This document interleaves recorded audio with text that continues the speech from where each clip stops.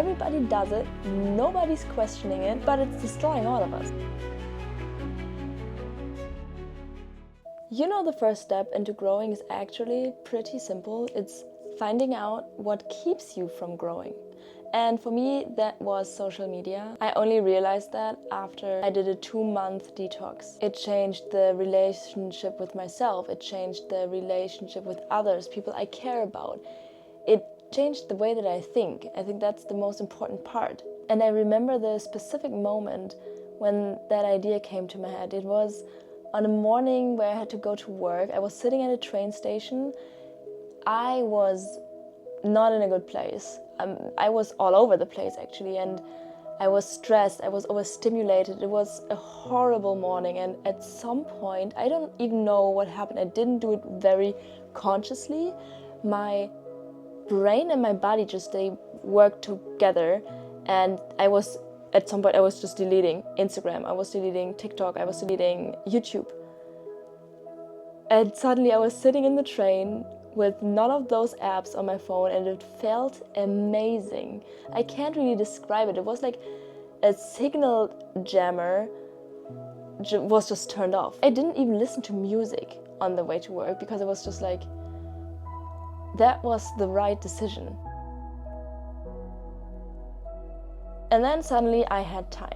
And I was asking myself, okay, what are you going to do with all this free space? First, I started to go on runs more often. And then I did concentration works to get a more solid base for my attention span, because that was really bad. Also, I journaled a lot. I watched TED Talks every morning. And then after a few weeks, I even started writing again, and I started reading again. And I was reading 5 books in 2 weeks. I mean, at first I had to force it a little bit, like doing all that stuff with journaling. But I promise you, just keep going. Do that stuff that you know is good for you, and it will be rewarded, even if it feels weird, awkward when you try it the first time. And you know what also completely disappeared? FOMO.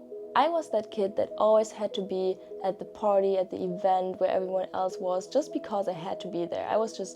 I had the fear of missing out. Shout out to my parents, thank you for putting up with me and driving me everywhere. And that feeling lasted forever. I mean, I think it lasted until the beginning of this year, because only then I started being very mindful and aware of what social media did to my brain. And I realized, wow, the second I was detached from all of what I saw is when I started being myself again. Because the FOMO got worse when I started to be on social media a lot, because I was already comparing myself and missing out on stuff with people in my real life. And then social media came in the picture, and it was even worse, because suddenly I was comparing myself to people I didn't even know with a completely different background. I was having FOMO with people that I never had met. So that's actually crazy if you think about it. And that changed everything for me. Okay, let's be real for a second, right? You need to listen to me now. Scrolling is like gambling. It's like pulling the slot machine over and over, hoping for the next hit. It's like junk food for your brain. It is tasty in the moment, of course, but it has 0 nutrients, and you just keep craving more. It's like smoking in the 50s. Everybody does it, nobody's questioning it, but it destroys all of us. Basically, it is like doing bicep curls for a year, not putting on any weight, and letting your brain think that you're working, but actually it's just exhausting with nothing to show for it. That's what social media does to us. That's what social media does to you. So it basically taps into the same dopamine circuits as gambling and addiction. Every scroll, every like, that's like an unpredictable reward, and that is why you keep going. Heavy users have been linked to changing the brain. This substance in the brain, it's changing how your brain is working. There's less gray matter in the ventral striatum. Let me know if I said that correctly, which is reward center of your brain. That's the part that decides how much pleasure you feel or how much you crave something, how motivated you are to get something. But it basically means that there are less dopamine receptors in your brain the more you use social media. And excessive social media use, it's like turning down the volume because the music gets too loud, but then normal life is too quiet. So in order to hear something again, you crank up the noise, which is social media. So your brain thinks it's protecting you. But what it actually does is putting you in the same cycle all over again, where you need more and more of the same feeling. Now, and what happens if your brain is wired like that? Decision making gets harder, impulse control gets weaker, stuff that usually brought or should bring you joy feel mid all of the sudden.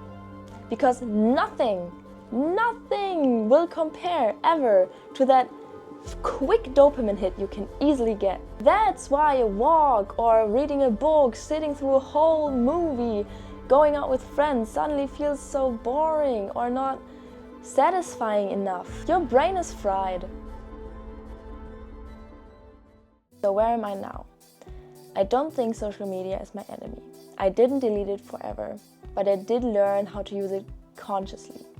I know the patterns, I know the traps, but I can't step away if I need to. For the first time in years, I really feel in control and like myself again. And that is what growth feels like to me. Not becoming perfect, not seeing anything as my enemy or the villain, but to be aware. Your body is your temple, right? And the brain is a big part of that. Thinking, feeling, everything, it comes from here. And protecting it from massive overload is the best thing you can do for your future self. We all need to understand how damaging social media can be. Next week, I will share the exact steps I took to break free from compulsive scrolling and to rebuild my focus. So if you're interested in that, stick around. And I put all of the stuff that I found out in my research for this video down below in the description box. And yes, that's it for today. I really hope you liked this video. If you have any recommendations or whatnot, then put it in the comments. See you next time.